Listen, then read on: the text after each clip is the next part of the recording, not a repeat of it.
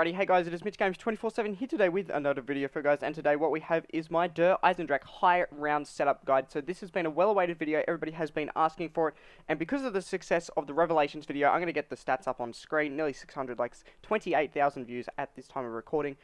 I'm going to be making a Der Eisendrache one, which is well requested, I guess. So if you guys do enjoy this, please be sure to go on and give it a like. Let's see if we can shoot for 100 likes on this video. That'd be absolutely insane. And subscribe if you guys are new. Anyways, let's get into the setup guide.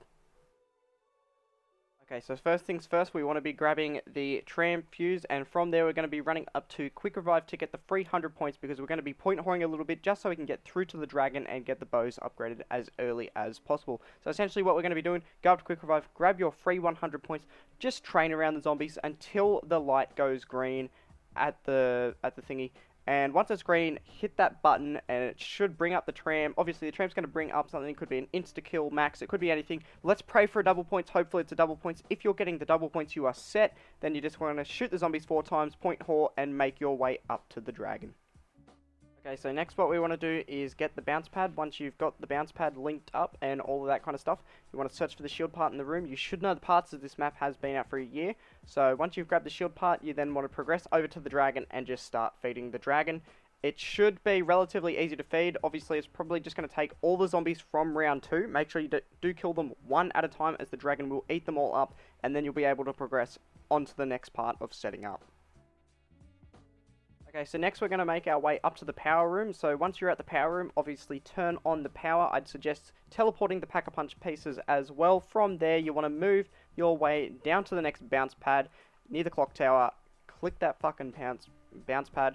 And then the shield part. Obviously, grab the shield part around that area. You should know where it is, and move on to the second dragon. Once the second dragon has been fed, you obviously want to move on to the third and final dragon. So where we're going is downstairs into what I like to call is the pyramid room, and we're going to be feeding the third and final dragon to get our bow. After feeding the third and final dragon, you will then want to stand on the stone to activate zero gravity mode so you can get the third and final shield piece. Once you have the third and final shield piece, you will want to travel up into the church itself and build it at the following location on screen now. Next, you will want to make your way back down to the bow and grab the bow itself, and we're going to be upgrading the lightning bow. So we're going to be getting the lightning bow this game, and essentially what you want to do is shoot the compass up in the sky, and it will drop the arrow for you to pick up. Once you have bonded with the arrow and picked that up, you'll be able to shoot 3 things around the map, and I'm going to be showing you the 3 things right now. Okay, so now we're going to be charging up our arrow and taking the shots at the following 3 locations. So here's the first one right now. As you can see, I just hit it, and the second one is right to the left of me. It is a bit of a prick of a shot, but you should be able to land it from there. Once you have landed that shot, the third and final one is just above double tap. Now, the best way to do this one without teleporting back down to the rocket pad is just spamming your bow like I am right now on screen, and eventually you will hit it. From there, you'll want to make your way back down to the pyramid room for the next step of the lightning bow. So essentially what we're going to be doing here is we're going to be doing a wall run. So make sure you have zero gravity turned on, and you cannot touch the ground on this wall run. You have to do the entire thing. There is a bunch of pads that you'll have to hit. They're pretty simplistic. You'll see it on screen right now, me running around the entire thing. Watch out as zombies do occasionally pop out, so have your bow out ready to shoot. Once you've completed the wall run, you'll have the second step done, and you'll be ready to move on to the next step. For the third step, there are 3 urns that you need to collect zombie souls for, so you'll need to kill 5 zombies around these urns, which will then make your bow turn somewhat lightning, and with the lightning shots you will need to charge up to get your bow lightning, and then you will shoot at the podiums that you have already lit up, the exact same 3 from the first step. Once you have done all 3 of these, I'm going to be showing all 3 of these being completed on screen. You will then be on to the 4th and final step of doing the lightning bow.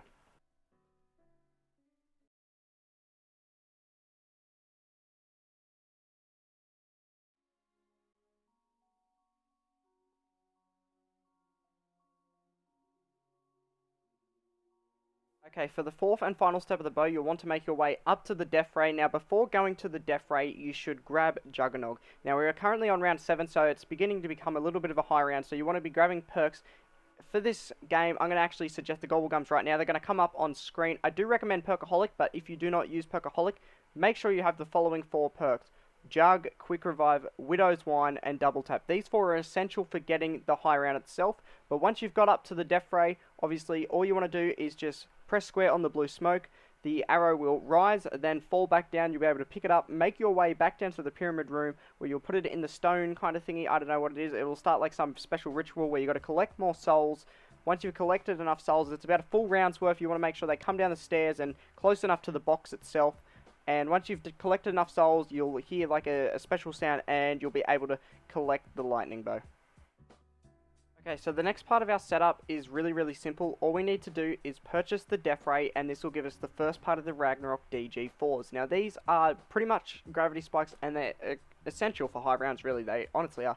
Now, there are 3 parts around the map that we need to grab. The first is from the Death Ray. You're going to purchase the Death Ray. Once the Death Ray is out, you're going to be coming over to the following jump pad and going to be jumping, which will complete the first step, and you'll be getting the first piece. The second piece you can get from down at the rocket pad. Now, you need to wait for the rocket to launch, and there's going to be a button to press. Now, you have to press this button and haul ass back into the rocket area where it is safe to be, obviously. Now, once you're back in there, there is a switch you have to press. I'll get up on screen now. You'll press that switch, go back into the teleporter, and it'll be right there. And the third and final one that you have to grab for the Ragnaroks is by killing a Panzer. Now, I got really lucky here because the Panzer spawned outside when the rocket was going off, and it just instantly died.